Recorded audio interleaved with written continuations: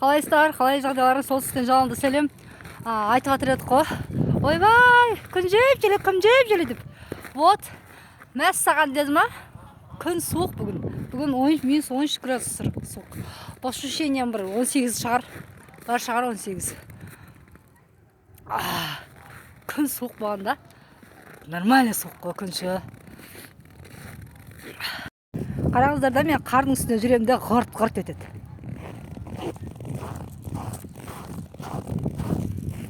Зор ма? Жүре бергім келеді ота. Мына қойлардың жүрсін ғой. Мен бірдеңе көрсетейін де. Мына шөптің крышкасын қақпағын ашқандай ашып қойдық қой. Қатқаған ғой кәдімгідей ше. Соның крышкасын қақпағын ашқандай ашып қойдық. Кітап ашқандай қылып аштық қой жаңа. Көршіміз екеуміз.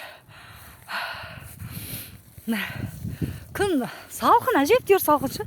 Жаурайтындай салқын. Сосын бір кісілер айтты ғой, даланы көрсете берместен үйге кіріп үйіңді түсірші депші.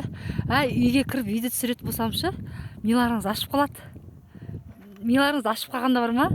Қайтып шығып кетші деп айтасыздар ғой.